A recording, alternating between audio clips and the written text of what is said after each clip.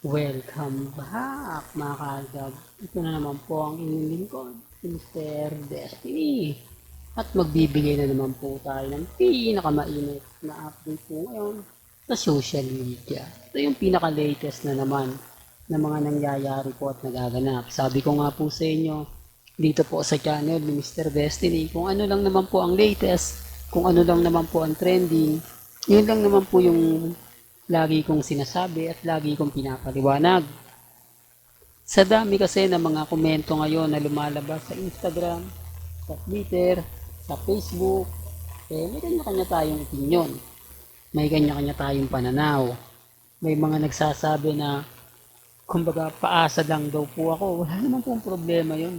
Hindi naman po ako namimilit. Kasi alam naman po natin ang buong kwento.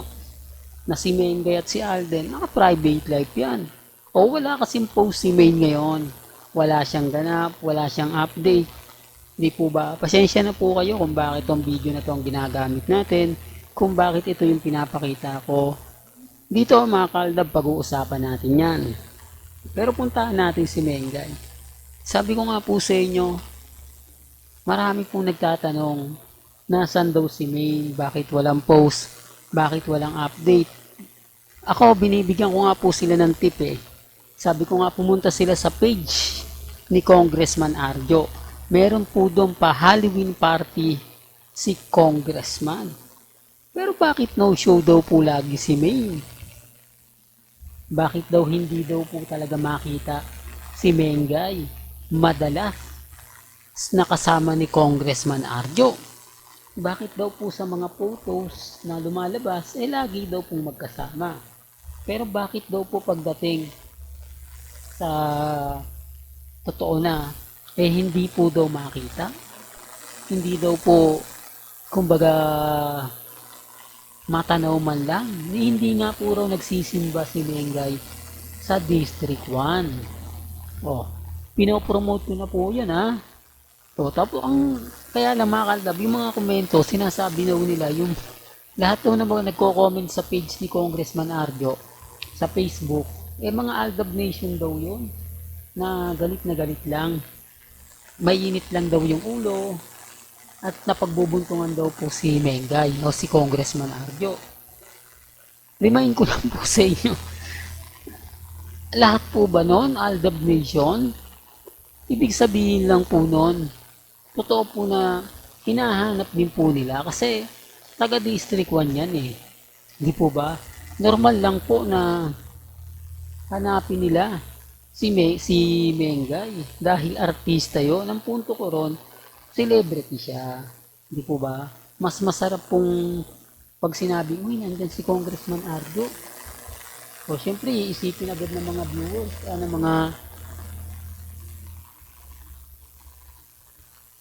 ng mga tao doon, ay, syempre, andyan si Mengay, pupunta yan. Kasi hindi pwedeng wala si Main kasi andyan nga si Congressman Ardo eh. Talagang pupunta yan. Ang sarap kaya abangan natin yan. Puntahan natin. Yung tipong ganun. Yung tipong talagang hahanap at hahanapin. Di po ba? Pero wala eh. Di po ba? Kaya nga sabi ko sa inyo, kung pagbabasihan niyo po yung mga sinasabi ko at yung mga komento, talagang umaayon. Po ba? Real talk mga kaaldab. Kaya nga po pinopromote ko na eh. Para mabasa naman po nila yung mga nagiging komento kay Congressman Arjo. Di po ba? Well, punta na po tayo sa ating pinaka main update, pero bago yan, kung bago ka lang sa channel na to at isa kang true blooded Aldab Nation na nagmamahal kila Mengay at Isoy, tama po ang channel na pinuntahan mo, kaya consider na po kitang bagong subscriber. Huwag mo kalimutang i-share ang mga video po natin sa mga mamis, sa mga tita, at sa mga senior. Ulitin ko lang po, remind ko lang, pansin niyo po ba yung video? Meron pa po yan isa eh. Puntayin yung Alden o si My Destiny Vlogs. Na may video po tayo doon. Yung second video po may kita. Pansin niyo po ba? Hindi nga po nagagawang hawakan, holding hands, akbayan ni Alden si Catherine. Lagi kong napapansin to pagka tinitignan ko. Kaya lang kapag ka nagkomento ako, block agad-agad. Di po ba? Kaya nga dito nyo makikita sa channel ni Mr. Destiny yung mga bagay-bagay na hindi nila sinasabi. Dahil bakit nga po ba dumidistansya si Alden? Bakit nga po ba may mga bagay-bagay na... Kasi kung titignan nyo, lahat ng video ni Maine at ni Alden, off-cam, lagi nakasakay si Maine. Di po ba? Tapos lagi nakakapit si Alden, lagi holding hands. Yung tipong, mga kaldab. Hindi, alam niyo na, ibig kong sabihin. Pero dito parang ang layo no? Lagi nauna si Catherine, tapos ang layo ng distansya ni Alden, ni hindi man lang kumakapit para hindi naiiwan, hindi katulad ni Maine. Talagang sumasabay siya kay Alden. Di po ba? Kaya na siyempre matagal na yan yung video na yan. Para lang yan sa mga fans. Eto, hindi po ba para sa fans nila yan? Kaya nga po sila pumunta sa Mindanao di po ba? Para nga po sa mga fans. Kaya lang siyempre, Mr. Destiny nagbabalita Tayo to kasi bitter daw tayo sa cut din. Dati bitter ako sa arming. Ngayon naman, sakat din. Di po ba, hindi mo nga alam kung saan ka lulugar Kapag talagang ayaw lang po nilang marinig yung sinasabi ko. Pero may punto naman. Hindi po ba? Sabi nga po ng mga neutral lang na nagko-comment sa akin. May punto ka naman, Mr. Destiny.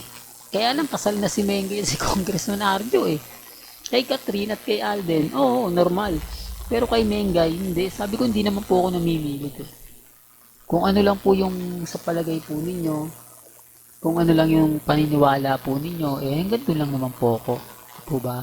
Hindi ko naman pwedeng ipilit. Sabi ko nga po sa inyo, ako, yung mga followers ko po rito, mga sumusuporta po sa akin, ito po yung 2015 hanggang 2019. Pag lumagpas na po dyan, 2021, 22, 23, 24, hindi ko na po yan saklaw. Hindi na po maniniwala sa akin yan kahit anong pilit na gawin ko. Ibabash lang po ako niyan. Kasi hindi naman po namin yan nakakasama sa loob ng Broadway Hindi naman po namin yan nakakasama sa Timeless. Hindi naman po namin yan nakakasama sa mga event ng Aldab. Hindi naman po namin yan nakakasama sa Philippines Arena. Kaya po, hindi nila alam ang kwento. Hindi nila alam ang buong istorya. Kung kasama po namin, di po ba? Doon niya malalaman.